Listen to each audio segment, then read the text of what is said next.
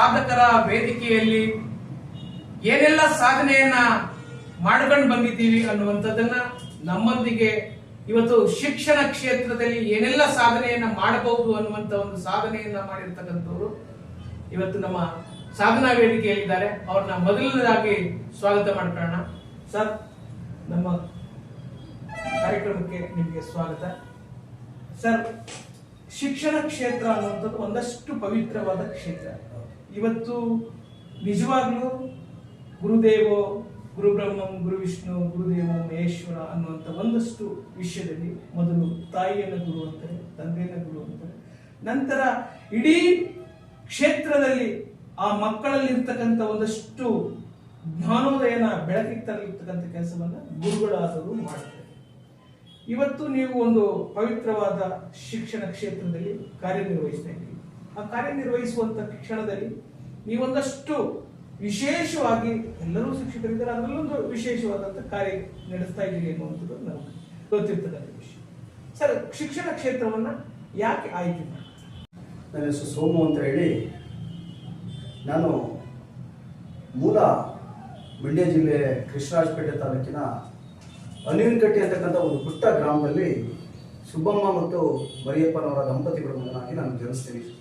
10ನೇ ತಾರೀಕು 8ನೇ ತಿಂಗಳು 1984 ಇಸ್ವಿಯಲ್ಲಿ ಜನಿಸಿ, ನನ್ನ ಮೂಲ ಶಿಕ್ಷಣ ಏನಿತ್ತು, ನನ್ನ ಬಾಲ್ಯ ಶಿಕ್ಷಣ ಏನಿತ್ತು, ಅದನ್ನು ನಾನು ಹುಟ್ಟೂರಾಗಿರ್ತಕ್ಕಂಥ ಅನಿವಿನಕಟ್ಟೆಯಲ್ಲಿ ನನ್ನ ಪ್ರಾಥಮಿಕ ಶಿಕ್ಷಣವನ್ನು ಮುಗಿಸ್ಕೊಂಡು ನಂತರ ನನ್ನ ಮಾಧ್ಯಮಿಕ ಶಿಕ್ಷಣವನ್ನು ಏನು ಇವತ್ತಿನ KPS ಅಂತ ಏನು ಕರಿತೀವಿ, ಶತಮಾನ ಶಾಲೆ ಅಂತ ಏನು ಕರಿತೀವಿ, ಅಲ್ಲಿ ಬಾಲಕರ ಹಿರಿಯ ಪಾಠ ಶಾಲೆ ಇತ್ತು. ಅಲ್ಲಿ ನನ್ನ ಮಾಧ್ಯಮಿಕ ಶಿಕ್ಷಣವನ್ನು ನಾನು ಆರಂಭಿಸಿಕೊಂಡು ನಂತರ ನನ್ನ ಪ್ರೌಢಶಾಲೆ ಮತ್ತು ನನ್ನ ಪದವಿ ಪೂರ್ವ ಶಿಕ್ಷಣವನ್ನೆಲ್ಲವನ್ನ ನನ್ನ ಸರ್ಕಾರಿ ಪದವಿ ಪೂರ್ವ ಕಾಲೇಜಲ್ಲಿ ನಾನು ಮುಗಿಸ್ಕೊಡ್ತೀನಿ.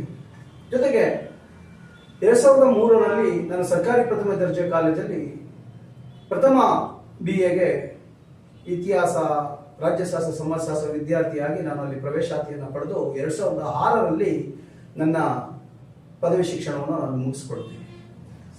ಸರ್, ಪದವಿ ಶಿಕ್ಷಣ ಮುಗಿಸಿದ್ವಿ. ಸರ್, ನಿಮಗೆ ಪ್ರಥಮ ಹುಟ್ಟಿನಿಂದ ನಿಮಗೆ ಈ ಅಗಲತೆ ಕಾಣ್ತಾ ನೀವು ಹುಟ್ಟುವಾಗ ಚೆನ್ನಾಗಿ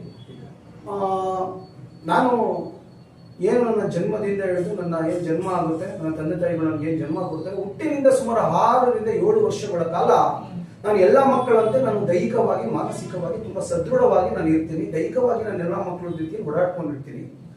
6 ವರ್ಷಗಳ ನಂತರ ಏನು ಅಕಾಲಿಕವಾಗಿ ನಮ್ಮ ತಂದೆ ತಾಯಿ ಇರ್ತಕ್ಕಂಥ ಅನಕ್ಷರತೆನೋ ಅಥವಾ ಇಂಡಿಯಾನೋ ಅಥವಾ ನನಗೆ ಸೂಕ್ತವಾದಂತಹ ಚಿಕಿತ್ಸೆಯನ್ನ, ವೈದ್ಯಕೀಯ ಚಿಕಿತ್ಸೆಯನ್ನ ಎಲ್ಲ ಒಂದ್ ಕಡೆ ಕೊಡಿಸಿದ್ರು ಅಥವಾ ಅವ್ರಿಗೆ ಗಮನಕ್ಕೆ ಬಂದಿತ್ತು ಏನೋ ಗೊತ್ತಿಲ್ಲ. ನನ್ನ 6 ವರ್ಷದ ನಂತರ ನನಗೆ ಪೋಲಿಯೋ ಅಟ್ಯಾಕ್ ಆಗ್ತದೆ. ಪೋಲಿಯೋ ಅಟ್ಯಾಕ್ ಆಗಿ ನನ್ನ ಎಡಗಾಲಿನ ಸಂಪೂರ್ಣ ಭಾಗಶಃ ಒಂದು ಶಕ್ತಿಯನ್ನು ನಾನು ಕಳ್ಕೊಂಡು ಒಂದು ವಿಶೇಷತೆಯ ಅಂಗವಿಕಲದ ನ್ಯೂನ್ಯತೆಗೆ ನಾನು ಒಳಗಾಗ್ತೀನಿ.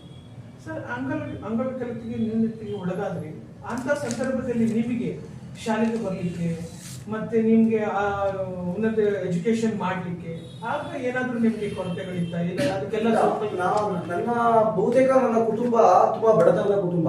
ಬಡತನ ರೇಖೆಗಿಂತ ತುಂಬಾ ಕೆಳಗಡೆ ಇರತಕ್ಕಂತ ಒಂದು ಕ್ಷೌರಿಕ ಕುಟುಂಬದಲ್ಲಿ ನಾನು ಜನಿಸಿರ್ತೀನಿ. ನನ್ನ ಮೂಲ ನನ್ನ ತಂದೆಯ ವೃತ್ತಿ ಕ್ಷೌರಿಕ ವೃತ್ತಿ ಇರುತ್ತೆ. ತುಂಬಾ ಆರ್ಥಿಕ ಸ್ಥಿತಿ ಅಷ್ಟೊಂದು ಚೆನ್ನಾಗಿರೋದಿಲ್ಲ ನನಗೆ. ನಾನು ಏನು ಪೋಲಿಯೋ ಅಟ್ಯಾಕ್ ಆಗುತ್ತೆ, ನನ್ನ ಪ್ರಾಥಮಿಕ ಶಿಕ್ಷಣ ಅಲ್ಲೇ ಹೇಳ್ತೀನಿ, ನನ್ನ ಹುಟ್ಟೂರನ್ನ ಮುಗಿಸ್ಕೊಡ್ಲಿಕ್ಕೆ ದೂರದ ಊರುಗಳಿಗೆ ಬರಕ್ಕಾಗ್ತಿಲ್ಲ. ಅವಾಗ ನಾನು ಏನು ಯಾವುದೇ ನನಗೆ ಊರುಗೋಲುಗಳ ಸಹಾಯಗಳು ಇರೋದಿಲ್ಲ. ನನ್ನ ತಾಯಿ ಪಾಪ ನನ್ನನ್ನು ಎತ್ಕೊಂಡು ಹೋಗಿ ನನ್ನ ಪ್ರಾಥಮಿಕ ಶಾಲೆಗೆ ನನ್ನ ಬಿಡ್ತಾ ಇದ್ರು, ಮತ್ತೆ ವಾಪಸ್ ನನ್ನನ್ನು ಕರ್ಕೊಂಡು ಬರ್ತಾ ಇದ್ರು.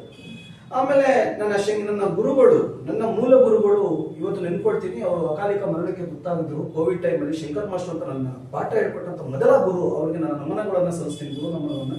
ಅವರು ನನ್ನ ತಾಯಿಗೆ ಒಂದು ಫೀಡ್ಬ್ಯಾಕ್ ಕೊಡ್ತಾರೆ, ಮೋಟಿವೇಶನ್ ಮಾಡ್ತಾರೆ. ಇಲ್ಲ, ಇವನೀಗ 4ನೇ ತರಗತಿಯನ್ನು ಮುಗಿಸಿ 5ನೇ ತರಗತಿಗೆ ಸರ್ಕಾರಿ ಬಾಲಕರ ಪಾಠಶಾಲೆ ಕೇರ್ಪಟ್ಟೆಗೆ ಹೋಗ್ಬೇಕಾದ್ರೆ ನೀವು ಎತ್ಕೊಂಡು ಹೋಗೋದಿಲ್ಲ, ಅವನಿಗೆ ಒಂದಷ್ಟು ಕಂಕ್ಲು ಗೋಲುಗಳನ್ನ, ಊರುಗೋಲುಗಳನ್ನ ಅಭ್ಯಾಸವನ್ನ ಮಾಡಿಸಿ ಅಂತ ಹೇಳಿ ನಮ್ಮ ತಾಯಿಗೆ ಒಂದು ಮನವರಿಕೆ ಮಾಡ್ಕೊಂಡು ನನಗೊಂದು ಊರುಗೋಲುಗಳನ್ನ ಮಾಡಿಸ್ಕೊಳ್ತಾರೆ.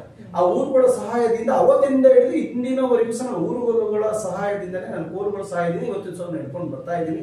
ನನ್ನ ಇಡೀ ನನ್ನ ವಿದ್ಯಾಭ್ಯಾಸ ಅಂತ, ನನ್ನ ಕೆರಿಯರ್ ಅಂತ, ನನ್ನ ವೃತ್ತಿ ಬದುಕಿ ಅಂತ ಎಲ್ಲಕ್ಕೂ ನಾನು ಊರುಗೋಲು ಇವತ್ತು ನನ್ನ ಬೆನ್ನೆಲುಬಾಗಿ ನಿಂತಿರ್ತಕ್ಕಂಥದ್ದು. ನಾನು ಯಾರ ಮೇಲೆ ಅವಲಂಬನೆ ಆಗಿಲ್ಲ, ನನ್ನ ಊರುಗಳ ಮೇಲೆ ಸ್ವಾವಲಂಬನೆಯಾಗಿ ನಾನು ಹೇಳ್ಕೊಂಡು ಓಡಾಡ್ತಾ ಇರ್ತಕ್ಕಂಥ ಚಿತ್ರಣವನ್ನ ನೀವೆಲ್ಲ ಗಮನಿಸಿರ್ತೀವಿ. ಅಂದ್ರೆ ನಿಮ್ಮ ಗುರುಗಳ ಪ್ರೇರಣೆಯಿಂದ, ನಿಮ್ಮ ತಾಯಿಗೆ ಕೊಟ್ಟಂತ ಗೈಡ್ಲೈನ್ ಇಂದ ಬಟ್ ಅವತ್ತಿನಿಂದ ಇವತ್ತಿನವರೆಗೂ ನಿಮಗೆ ಸಹಾಯ ಅಂತ ಅಂದ್ರೆ ಊರುಗೋಲೆ ನಿಮಗೆ ಸಹಾಯ. ಬಹುಶಃ ಆ ಊರುಗೋಲಿನಿಂದ ಮುಂದಿನ ಎಜುಕೇಶನ್ಗೆಲ್ಲ ಹೋಗ್ಲಿಕ್ಕಾಗ್ಲಿ ಮತ್ತೊಂದಕ್ಕಾಗ್ಲಿ ಎಲ್ಲವೂ ಕೂಡ ನಿಮ್ಗೆ ಅದರಿಂದ ಅನುಕೂಲ ಆಯ್ತು. ನನ್ಗೆ ಊರುಗೋಲುಗಳು ಇಲ್ಲ ಅಂದಿದ್ರೆ ನಾನು ಯಾವುದೇ ಸರ್ಕಾರಿ ಶಾಲೆಗಳಾಗ್ತದ್ದು ಪದವಿ ಆಗ್ಬೋದು ಅಥವಾ ಪದವಿ ಪೂರ್ವ ಯಾವುದೇ ಕಾರಣಕ್ಕೂ ಓಡಾಡಕ್ ಆಗ್ತಾ ಇಲ್ಲ. ತಾಯಿ ಎಷ್ಟೊತ್ತು ಎತ್ಕೊಂಡು ಓಡಾಡ್ತಾ ಆಗ್ತಾ ಇರ್ಲಿಲ್ಲ. ಅವಾಗ ಸಾರಿಗೆ ಸಂಪರ್ಕಗಳು ಅಷ್ಟಾಗಿರ್ಲಿಲ್ಲ.